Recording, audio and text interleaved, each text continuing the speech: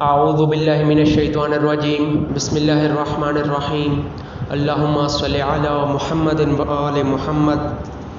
ایک سوال جو عام طور پر پوچھا جاتا ہے وہ ہے کہ موت کے بعد انسان کی روح کسی حیوان میں منتقل ہوتی ہے یا برزخ ہی میں رہتی ہے؟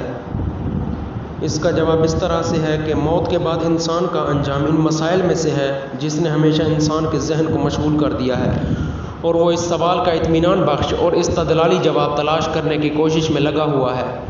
موت اور روح کے منتقل ہونے کے بارے میں مختلف نظریات اور تفسیروں کا مطالعہ کرنے کے دوران ہم ایک ایسے نظریے سے دوچار ہوتے ہیں جو تناسخ کے نام سے مشہور ہے۔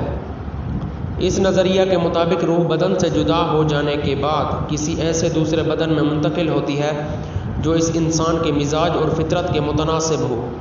اسلام کے نظریہ کے مطابق تناسخ باطل اور مردود ہے۔ باطل کے بارے میں تو آپ جانتے ہی ہیں، اور مردود یعنی اسلام میں رد کیا گیا ہے۔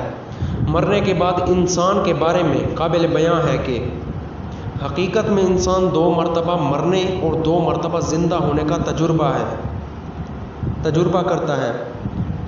قرآن مجید میں اس موضوع کے بارے میں یوں ارشاد فرماتا ہے، قرآن مجید اس طرح ارشاد فرماتا ہے، وہ لوگ کہیں گے پروردگار تو نے ہمیں 2 مرتبہ موت دی اور 2 مرتبہ زندگی عطا کی، تو اب ہم نے اپنے گناہوں کا اقرار کر لیا ہے، تو کیا اس سے بچ نکلنے کی کوئی سبیل ہے؟